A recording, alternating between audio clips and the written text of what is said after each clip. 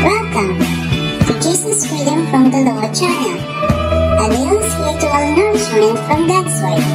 Sayang naman ang buhay kung hindi maganda yung quality. Ang tao, bagamat merong eternal life beyond, isa lang ang buhay dito sa mundo. Kaya kailangan ma-maximize yung kahalagahan, yung ganda, yung sarap ng buhay. Marami kasi mga buhay, sayang, kulang, at parang hindi natutupad lahat ang kalooban ng Diyos sa ating buhay. Kumusta po ang quality ng inyong buhay? Pag sinabi natin 1 to 10, 10 being the highest quality, nasaan kaya yung buhay natin? Saan kaya natin yon pwedeng ilagay? Gusto ng Panginoong Jesus ang buhay natin ay maging maayos, maganda, mariwasa, sagana. John 10:10, He says, "A thief comes only to rob, kill, and destroy. I came so that everyone would have life and have it in its fullest." Maraming Kristiyano hindi kilala si Kristo.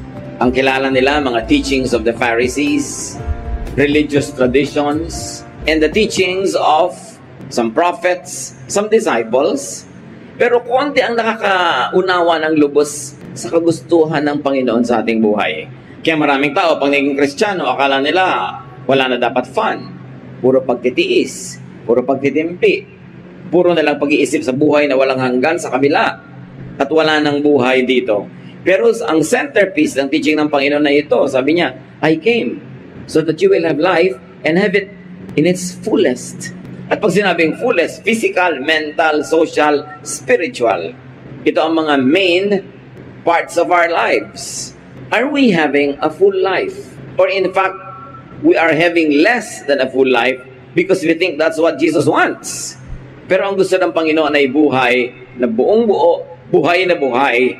At sabi niya, it is the thief that steals, kills, and destroys. Yung magnanakaw, yung masamang espiritu, yung diablo ang nagnanakaw ng saya, ng ginhawa, ng kaluguran ng buhay. And Jesus obviously came to give a full, abundant life. Dapat goal yun ng Kristiyano na sumusunod kay Kristo, to live a full, abundant life. And when we meet Him, in the next life, we shall say, Lord, I really lived a good life. I lived a life that was full in accordance with your teaching and will. That is part of my worship to you. The will of God is for people to have a high quality life. Ang nakakapagtaka, sobrang ginaglamorize ng religion at hindi lang ng Christian religion. Most religions, sobrang ginaglamorize ang suffering. Ginaglamorize yung sobrang paggutom sa sarili, pagpapakasakit, pagtitiis, pag-abstain sa lahat ng mga masasarap at magaganda at enjoyable na bagay. In fact, to feel guilty for the pleasures of life. Pag gusto mong malaman kung anong kalooban ng Diyos para sa tao, titingnan mo lang kung paano niya dinesign ang katawan ng tao. Bakit pwede ka namang kumain ng walang lasa, binigyan ka pa ng taste buds para ma-enjoy mo pa ang lasa? Binigyan ka pa ng nerve ending sa yung skin para ma-enjoy mo yung init o lamig ng tubig, ng hangin, kinis ng sapin sa kama. Binigyan ka ng mata para makita mo ang mga kulay, mga hugis, ng tenga para makarinig ka ng iba't ibang mga tunog, iba't ibang mga musika. Tapos pag naging Kristiyano, ililimit mo lang ang sarili mo sa isang uri ng musika. Ililimit mo lang ang sarili mo sa isang uri ng pagkain, na isang diet. Parang nadadaya yung tao. Pero yan ay turo lang ng relihiyon, hindi yan ang turo ni Jesus. What we should do is to put Christ back to Christianity. The Christ who likes us to have a full life. Now, how to improve the quality of your life? May mga dapat gawin ng tao. Grade na natin ang mga sarili natin kung paano natin ito ginagawa ngayon. High grade ba? Low grade? So that we can do what must be done. Take care of your body. The quality of your life is determined largely by your health. Kahit gaano ka katalino, kadakila, kahit gaano katayog yung mga pangarap, at gaano karami ang pwede mong magawa sa buhay, pag na-lowbat na yung katawan mo, lowbat na lahat. Goodbye pangarap, goodbye plano, goodbye everything pag yung katawan humiga na at hindi na makakilos. 1 Corinthians 6:19, you surely know that your body is a temple where the Holy Spirit lives. Kaya dapat alagaan, mahalin, bigyan ng sapat na nourishment, eat healthful food. You are what you eat. Pag nakaharap sa'yo ang pagkain, marami kang pwedeng pagpilian kung meron. Piliin mo yung healthful. Hindi yung masarap lang sa dila. Pero pag nalunok mo na at nasa sikmura mo na, laso na sa iyong kalusugan. Bakit mga diabetic sa matitikas ang ulo, ang kinakain pa rin sweets? Mga hypertensive people, ang kinakain pa rin taba, animal fats. Hindi mabait sa katawan. Pinipili dahil oras na pumasok na sa iyong sikmura, bahagi na siya ng iyong katawan, bahagi na ng iyong kalusugan, o magdadala sa'yo ng sakit. Kaya sila Shadrach, Meshach, Abednego at Daniel, nung pinapakain sila ng very rich king's food sa Babylon, nung sila'y nakulong doon, anong sabi sa Daniel 1:12? Sabi nila sa bantay, let us have only vegetables and water at mealtime. Hindi naman siguro laging vegetable and water lang ang healthful, pero yun lang ang choice nila. Otherwise, other than that, yung very rich foods na of the king. 1 Kings 19:7, nung ang propeta ay sobrang nanghina na, sa gutom, sa pagod, at gusto na niyang mamatay, nakatulog siya. Soon, the Lord's angel woke him again and said, get up and eat, or else you'll get too tired to travel. Depressed pala siya, gusto na niyang mamatay, gutom lang ang dahilan. Dahil nung kumain na siya, nabusog na, naiba na uli ang pananaw. Naglingkod na uli sa Diyos. Merong mga tinatamad na sa buhay, gusto nang mamatay, o tinatamad na sa ministry. Gutom lang yan. Gutom ng katawan, o gutom ng emosyon, o gutom ng espiritu. Alam na naman natin ito lahat, no? Eat healthful foods, exercise, move your body, work. The Lord designed the body to move. Kaya may mga joints, may mga ligaments, may muscles, may tissues. The body is always healthier when it is moving correctly. Kaya sabi sa 1 Timothy 4:8, physical training is of some value. May halaga ang pagkilos ng katawan, ang pagsasanay. So you exercise, but you also never forget to play. Malaking relaxation ang idinudulot ng play para balance. Pero huwag naman puro play. Dapat work, exercise, play. Hindi kailangan laging makatuturan ng ginagawa. Pag na-enjoy mo siya, nasa-setback ang panahon ng iyong pagtanda. Yung mga sakit mo, nababawasan. Ang kalusugan mo, nadadagdagan whenever you are enjoying. Relax. Fatigue and stress opens one's life to so-called demons. Pag ang tao sobrang fatigued, sobrang stressed sa trabaho, sa opisina, sa workplace, maraming naiisipang mga kung ano-anong mga hindi magagandang bagay na paglalaroan ng mga masasamang espiritu ang isip ng taong laging pagod, nadadaya, nade-depress, natuturoan ka maging magagalitin, mga nawawalan ka ng gana sa buhay, pagod lang pala. Si Haring Saul, sa sobrang stress ng buhay niya, sinabi, ginulo siya ng masasamang espiritu. Bumukas ang buhay niya para siya magulo ng masasamang espiritu. 1 Samuel 16:23, whenever the evil spirit from God bothered Saul, David would play his harp. Saul would relax and feel better, and the evil spirit would go away. Pansinin niyo mga kapatid, hindi muna umalis yung evil spirit, tapos dahil umalis, nakarelax tuloy si Saul. No. Nandun yung evil spirit, pero nung siya'y nag-relax, nung bumuti ang pakiramdam, hindi natiis ng evil spirit, umalis. Kasi ayaw ng evil spirit makipisan sa taong relaxed, masaya, at payapa. Parang ipis, ayaw niyang pumunta sa kusinang malinis. Naiilang siya. So kung ikaw'y tahimik, payapa, relax, ayaw sa'yo ng evil spirit. Kasi mahirap kang dayain, mahirap kang galitin, mahirap kang takutin. Ba't siya magpapagod? E di ang pupuntahan na lang niya yung madaling inisin, galitin, paggawain ng masama, yung stressed. Kaya pag stressed ka, gutom, pagod, di ba ang daling uminit ng ulo? Ang dali mong humanap ng away. Ang dali mong mapasuong sa maraming mga gulo. Kaya dapat ang tao marunong mag-relax. Remember ha, balance. Yung iba no, wala nang ginawa kundi mag-relax. Masama rin yun. Improve the quality of your life. Nourish your mind. Payamanin ang isip, patalinuhin. Dagdagan ng alam. Luke 2:52, Jesus grew in wisdom. Pati siya nag-grow sa wisdom. Hindi niya nandun agad lahat yung wisdom. Dumating sa tamang panahon. At tayo din dapat we must grow in wisdom. Ang pananaw mo patuloy na nag-i-improve, tumataas, naiiba. What you don't know could subtract from your happiness. What you don't know could in fact hurt you. So dapat alam mo ang dapat malaman. Now how else do you nourish your mind? You detoxify your mind from negative thoughts. Kung may maruming pagkain at panis sa pagkain sa loob ng refrigerator, itinatapon mo yon. Hindi yun dapat nasa loob. Kung may nabubulok na bagay sa kusina mo, itatapon mo yon. Hindi dapat nandun. May maruming bagay sa iyong higaan, aalisin mo yun doon. Ano ngayon ang dapat mong gawin sa maruruming isipin na nasa iyong utak? Dapat palayasin. Kuminsan yung utak natin tahanan ng napakaraming impakto. Minangat-ngat yung utak mo, tinatadyakan, kinukurot, sinasaksak. Ephesians 4:31, get rid of all bitterness, rage, and anger, brawling and slander, along with every form of malice. Sabi niya, paalisin nyo sa utak nyo yung mga kung ano-anong mga negative thoughts, galit, puot, yung pait ng buhay na ang tagal lang nangyari, ayaw pang limutin, inaalagaan mo pa yung thought ng pait na yon. Paninirang puri, pakikipag-away, malisya, alisin mo lahat yan. Dahil bago mo yan magamit na manakit ng iba, ikaw ang unang nasasaktan. Kung hindi ka banal para magpatawad, magpatawad ka dahil matalino ka. Dahil alam mo na ikaw ang unang nasisira ng galit. So detoxify your mind from anger, from fear. Maraming takot na sumisira sa ating diskarte. Hindi mo pa naman alam, takot ka na. 1 John 4:18, there is no fear in love, but perfect love drives out fear.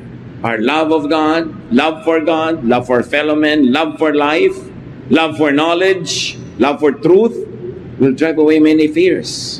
Detoxify your mind from jealousy. Merong reasonable jealousy at merong unreasonable.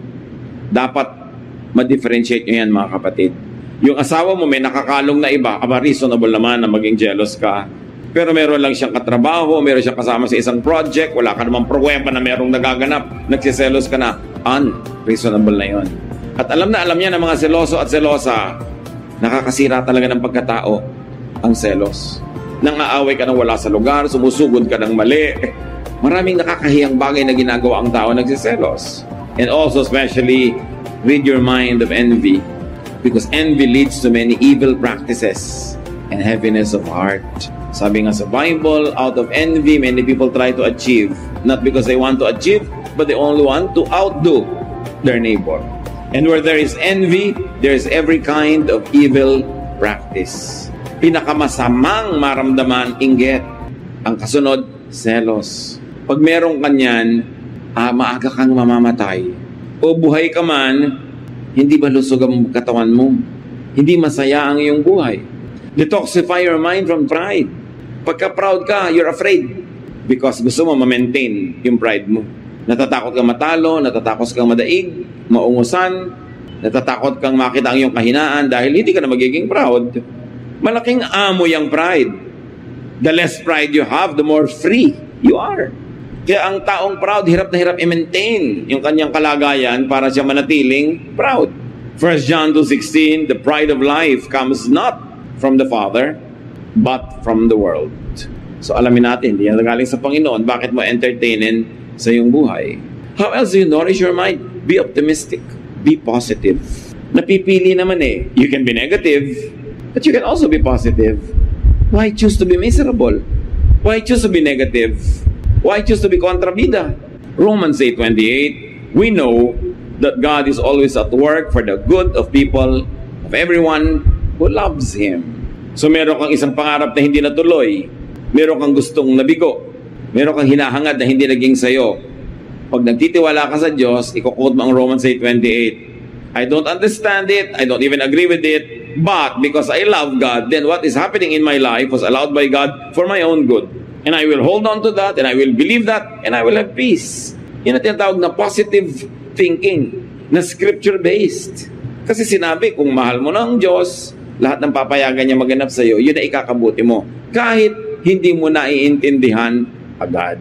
Kahit yung kabaligtaran, ang gusto mo sanang mangyari. Pero dahil mahal mo ang Diyos, hindi niya papayagan na yung hindi best ang mangyari sa'yo. Yung palang gusto mo, hindi yun ang best. Hindi mo lang alam. So we have already said, rest and relax. That's very important. Sinabi natin kanina, main focus ng ministry ni Lord, yung bigyan tayo ng full life. May kakambal yun, itong Matthew 11:28 to 29. If you are tired from carrying heavy burdens, come to me and I will give you rest. Take the yoke I give you, put it on your shoulders and learn from me, for I am gentle and humble, and you will find rest. So you see, again, Jesus goes back to a full life, a restful life. Pag i-define natin, ano ba talaga ang ministry ni Jesus? Liban sa iligtas tayo sa kabilang buhay. Iyon ay bigyan tayo ng masagana, tahimik, payapa, at relaxed na buhay dito sa lupa. Yun ang ministry niya. This is the ministry of Jesus. This must be the ministry of Christians. But if you will behave like the Pharisees, how can anyone relax? Pag lagi ka nagja-judge, lagi ka nakabantay sa kasalanan ng iba, usig ka ng usig, bungkal ka ng bungkal ng mga itinatago ng tao, who can relax? They cannot and you cannot. Therefore, hindi work ni Jesus yan. Dapat restful. Ang behavior natin yung nagbibigay sa atin ng maximum rest and also to people who are near us. Hindi nakakapagod kang kasama. Nakakailang kang kasama kasi sakal ang kasama mo, hirap na hirap performing because you're expecting perfection. How can you relax when you're trying to be perfect? How can you relax when people are forced to be like perfect in your presence? Kaya dapat ang tao marunong mag-control ng kanyang mga sariling kilos para hindi lang siya pati kapwa niya rested. According to scientific findings, your body cells obey your brain. Kaya yung brain mo, pag determined siya na sabihin, nagagaling ako, sumusunod yung cells. At yun ang tinatawag natin na spiritualized tempo na faith. Faith heals. When you have faith, you believe in it. That's the content of your brain. Your cells will obey. Kaya yung brain mo, pag sabing, I am relaxed, I'm going to relax, sumusunod yung katawan. Subukan mong biglang nervyusin, naninigas ang muscles mo, tumataas ang blood pressure mo, sumusunod din yung cells. Sumusunod at cellular level ang katawan mo sa mga nararamdaman ng iyong emosyon. So kung gusto mo na mabuti ang kalagayan ng katawan mo at cellular level, begin with your thoughts. Because it begins there. You say, don't matter what happens, I will be relaxed. Uuwi ako sa bahay, anong ine-expect kong gulo ng bahay, anong ine-expect ko na hindi nasunod na instruction ko ng kasambahay, anong ine-expect ko na aabutan ko, basta I'm deciding even before I get home, nothing will move me. When you decide that way, magalit ka man ng anumang nakakagulat, konti lang, hindi sobra. That's why you always decide beforehand how you would react to a situation. Ano man ang reaction ko ngayon na submission ng mga grades sa mga bata, hindi gagraduate ang anak ko dahil may bagsak, I will decide on how I will react. So that when that happens, yung katawan mo susunod na lang. May plano ka dapat. It all begins with the thought. Kaya ang sabi sa Romans, be changed by the renewing of your mind.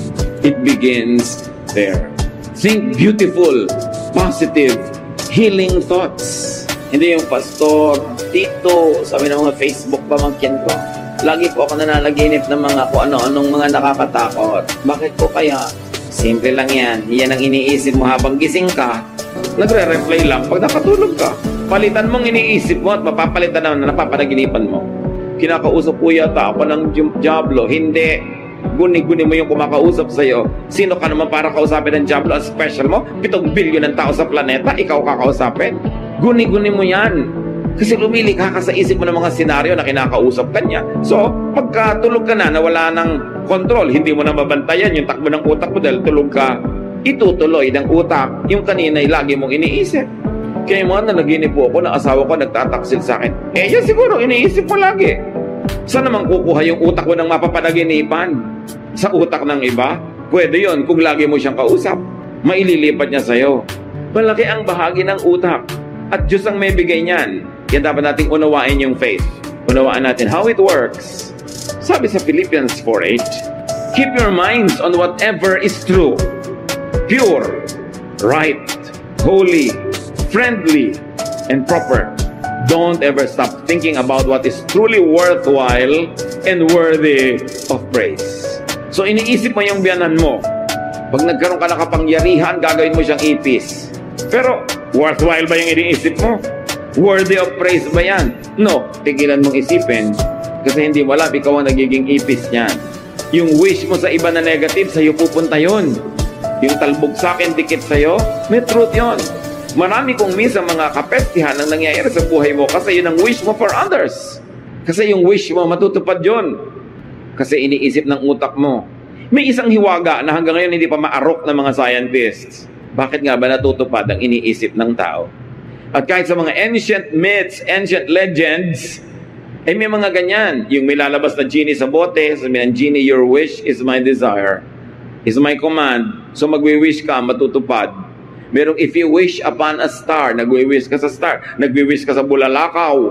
Diba? Nagwi-wish ka kung saan-saan, sa wishing well. Bakit umuso yung mga yan? Sa palagay nyo, walang basihan? Kasi nahalata ng mga tao over time, nakolekta ang knowledge ng mga tao from generation to generation, na pag-wish ka nga ng wish, natutupad. Because there is power in prayer. And a wish is really a prayer. Kaya bantayan nyo rin kung ano wini-wish nyo, kung ano pinagpe-pray nyo, dahil baka matupad. Eh, paano kung hindi ka pala handa sa magiging bunga ng pagkakatupad nun? Kasi sabi ng Philippians 4:8, kung ano lang ang totoo, kung ano lang ang dalisay at puro, kung ano lang ang tama, banal, mabait, karapat-dapat, yun lang ang isipin mo. Para yun ang maghari sa buhay mo. Sabi ng James 4:7, resist the devil and he will flee from you. Pastor, bakit po ayaw umalis ng tukso sa buhay ko? Eh, hindi mo nire-resist. Dahil sabi, resist, aalis eh. So, baligtarin natin, hindi umaalis. Bakit? Kasi welcome na welcome sa'yo. Kahit ano pong gawin ko, hindi ako mapanatag. Eh, ikaw ang gumugulo sa sarili mo. Kasi pag niresist mo yan, aalis yan eh. Sinabi bang fight the devil? No. Sinabi bang makipagbuno ka, makipagboxing ka, karatihin mo ang devil? No. Sabi lang resist. Sabi mo lang no. Aalis. The power of the will. Bakit may power ang will ng tao? Because we were created in God's image. There's a slice of God in us. We are not the divine, but we were created in His image. The Spirit of God lives in us. Our body is the temple of the Spirit. So you think you're powerless? You are empowered. So isipin mo kung saan mo gagamitin yung power na yun. Dahil pag ginamit mo yun sa negative, kahit matupad doon sa taong gusto mong padalhan ng curse, bumabalik din sa'yo. Because what you give is what you get. What you plant is what you harvest. Mahirap ba naman yung arithmetic niyan? Kaya sabi sa Bible, what you wish that would happen to you, wish that it would happen to people. Kaya mga tao laging masama ang iniisip sa kapwa, laging may mga nag-iisip ng masama. Sari-sari ang nagiging sakit. Sari-sari ang mga dilubyo dumadating sa buhay na hindi nila maipaliwanag. Kahit ang mga doktor, hindi na maintindihan kung kumukuha ng sakit itong taong ito. Kasi hindi lang naman tao ay body. Meron tayong spirit, meron tayong soul. And the sickness of the spirit, the sickness of the soul also reflects in the body. Kaya mahalaga, inaalagaan yung isip. Resist the devil. And the devil is not always yung may sungay at may paligpik at may mga buntot na yan. Kundi evil thoughts, bad thoughts, unpleasant thoughts, evil din yan. Jealousy, bitterness, anger, envy, lahat yan, demonic. Hindi laging yung demon na sinasabi, espiritu. Meron na symbolic lang yung paggamit ng word. So, improve the quality of life. Satisfy your needs. Hindi na dadaan sa denial kung hindi ka talaga satisfied. Dapat gumawa ka ng paraan para masatisfy. Produce what you need. Deserve what you desire. And produce more than you need. Merong minimum amount of material supply para ang tao sumaya. Hindi mo pwede sabihin, napaka-spiritual mo, kahit zero food, masaya ka. It cannot happen. Napaka-spiritual mo, kahit wala ka na kaibigan, kahit isa, basta Diyos ang kaibigan mo, masaya ka. No, it's a lie. Laging merong minimum requirement on the physical level. Kaya kailangan marunong ka magtrabaho. Kailangan mo ng pera, magtrabaho ka. Gusto mo ng maraming gastusan?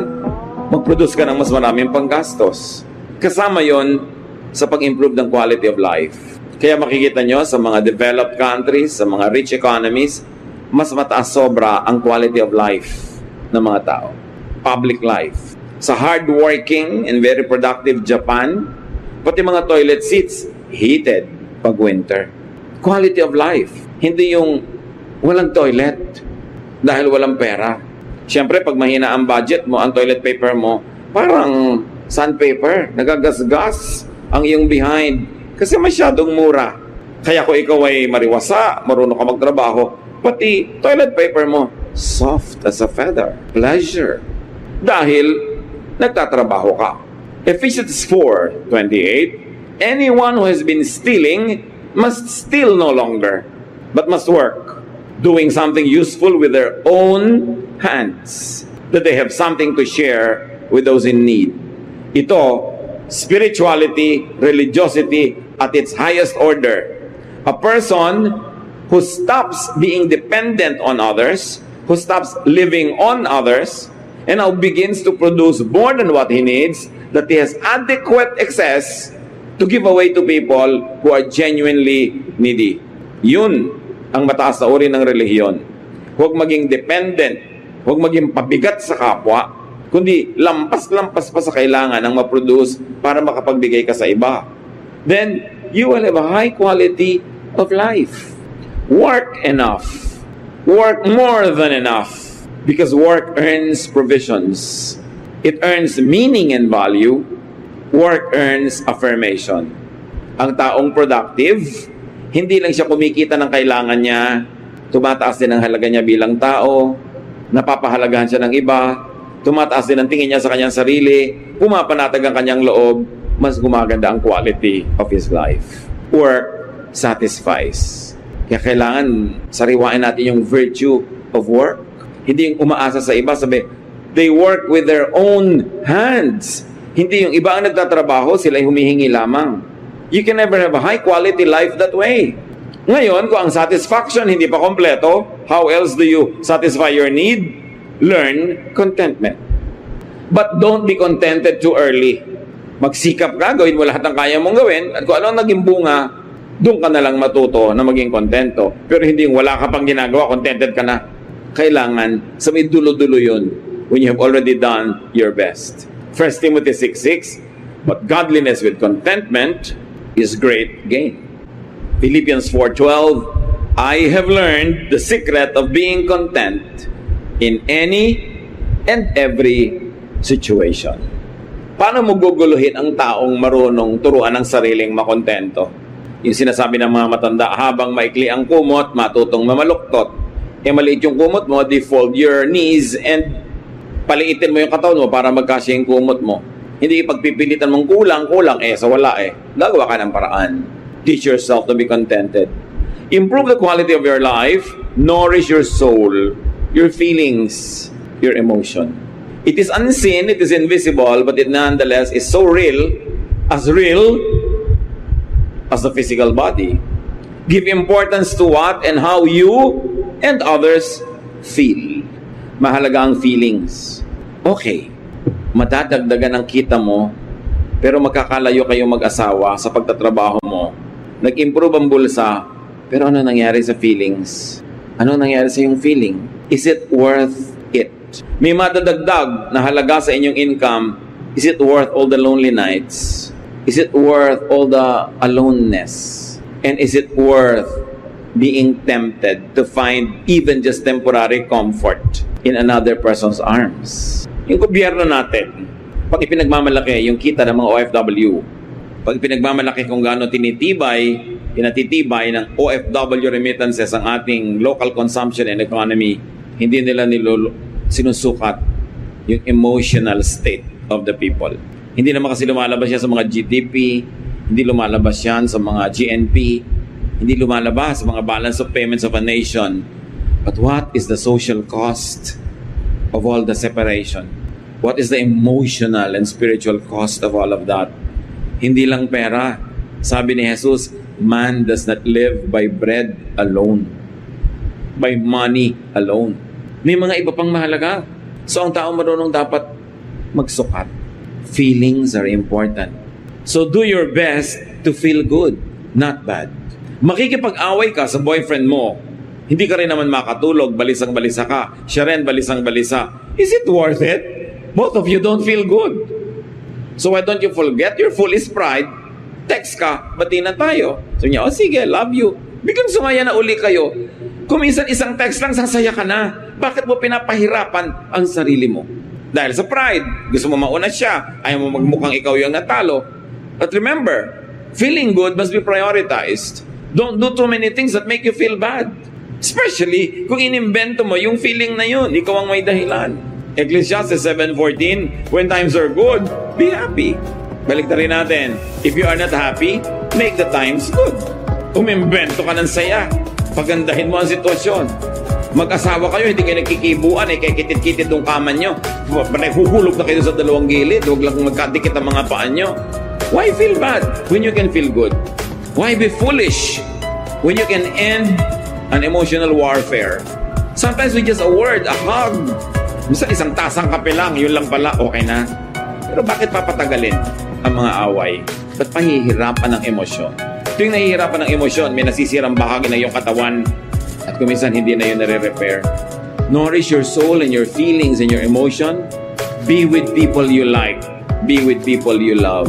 May magtatanong sa akin dito, ang taas-taas po ng sweldo ko dito sa office ko, pero impyerno, everyday impyerno. Sumasakit na ang tiyan ko, sumasakit ang ulo ko, nagkaka-migraine ako lahat na, pero ang laki-laki po ng kita. So, computein mo, may halaga din ang iyong emosyon. Lagyan mo yan ng presyo. So, tingnan mo, baka lugi ka pa sa bottom line. Pag sinubtract mo yung kalugihan mo emotionally, dapat ang tao masaya. At hanggat kaya mo, sumama ka, kasamahin mo sa'yo yung taong gusto mo. Kaya mahalaga ang tao, economically independent, na meron kang pera, meron kang kapangyarihan, napipili mo ang kasama mo. Nai-improve mo ang quality of life pag productive ka. Kasi hanggang doon, napipili mo yung teammate, napipili mo yung ayaw mo dyan, yung gusto mo. Ecclesiastes 9:9, enjoy life with your wife or whoever. Maybe your friend, maybe your mother, whom you love all the days of this meaningless life that God has given you under the sun, all your meaningless days. For this is your lot in life and in your toilsome labor under the sun. Sabi, ang tanging share mo sa buhay na ito na napakaraming hirap, maraming balakid, maraming problema, is to enjoy life with someone you love. Tapos yung someone you love pa, yung pinaka-love mo, 30 years na kayo hindi magkasama dahil sa paghihiwalay para kumita ng pera. Naghihiwa-hiwalay ang mga pamilya. Is it worth it? Ano ba yung pangarap mo? Hindi na ba pwedeng matupad dyan na magkasama kayo? Kailangan ba talaga maghiwalay pa? Yung pangungulila, yung lungkot, yung pag-aalala, is it worth all the benefits of whatever people would like to get far away from the people they love? Be with people you love. Be with people you agree with. Be with people who agree with you. Piliin nyo yun. Meron po kaming kabarkada, laging nakakontra. Ano pong gagawin ko? Tanggalin mo sa listahan ng barkada nyo. Hayaan mo markada siya sa kamukha niya yung ugali na hindi niya kukontrahin. Kaya kanya kinokontra, magkaiba kayo na ugali. Ba't magpipilit kayo magsama? Sabi sa Amos 3:3, do two walk together unless they have agreed to do so? The answer is no. Two people don't walk together when they don't agree with each other. It's as simple as that. Kaya, Tito, ano pong dapat kong hanapin na quality bago ko pakasalan yung boyfriend ko? Lagi siya dapat agree sa'yo, pamangkin. Pag lagi kanya kinokontra, huwag mo siya pakasalan. All your life, kontrahan. Diba? Love na love ko po. Di ikaw mag-agree sa kanya. Kaya mo. Upo, kasi ang ganda ng muscle niya. O pues, mag-agree ka lagi. Maganda naman pala yung bicep. Pero huwag kang pakasal, tapos kukontra ka ng kukontra. Impernong buhay yun. Paano po kung asawa ko na hindi ko na mapalitan? Pues, ang palitan mo na lang yung ugali mo. Mag-agree ka na lang para tahimik. Pero hindi pwede, tandaan nyo to, hindi pwede na ipagpipilit ninyo magsama tapos magkukontrahan kayo everyday. Impyerno yon. Hintayin nyo na lang mamatay kayo bago kayo pumunta sa impyerno. Hindi yung buhay pa kayo, nadula kayo. Ba't ka iimbento ng gulo sa buhay mo? May kaibigan ka, laging kumukontra, edi magpalit ka ng kaibigan. Pero hindi kasi yung relationship namin very mutually rewarding. Pues, matuto kayo mag-agree with each other. But remember, hindi pwede na nandyan pero kontrahan kayo ng kontrahan. Sisirain nyo ang isa't isa. Laugh a lot. It's free medicine. At napatunayan na ng maraming researches, marami talaga napapagaling na mga sakit ang katatawa. Huwag lang sobra. Dahil baka sa ibang ospital ka madala, sa Mandaluyong. Pero kailangan ang tao marunong tumawa. Proverbs 17:22, if you are cheerful, you feel good. So it's good to be cheerful. What if you don't? What if you're not cheerful, you don't feel good? Then be cheerful. Remember this, you cannot always be happy, but you can always be cheerful. Hindi naman lahat ng nangyayari sa buhay nakakatuwa, di ba? Pero mapipili mo yung cheerful response kesa dun sa bitter response. Hindi mo naman mapapalitan. Useless na labanan mo pa, tanggapin mo na lang. You've got to enjoy life. That's what Jesus wants you to have, enjoyment. Sabi ni Solomon na hindi naman aksidenteng pinakamatay ng tao sa balat ng lupa.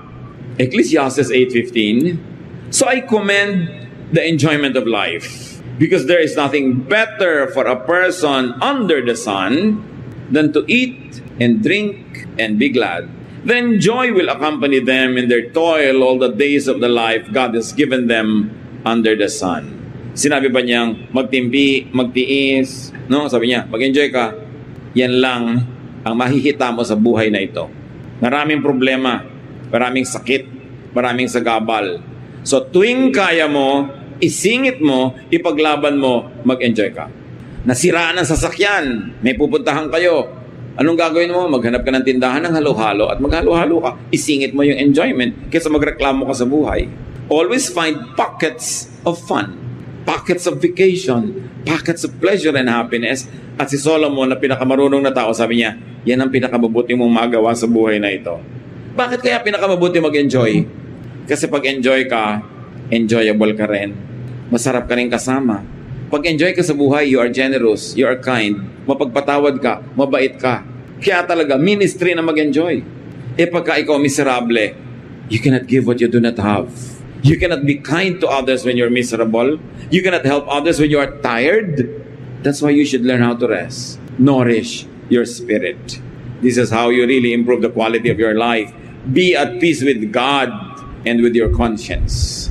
1 Timothy 1:19, holding on to faith and a good conscience, which some have rejected, and so have suffered shipwreck with regard to the faith. So hold on to your faith and a good conscience. Pakinggan mo ang sinasabi sa'yo ng kalooban mo. Huwag mong kontrahin yung sarili mong dibdib. Makinig ka sa sinasabi sa'yo ng iyong puso. Connect with God.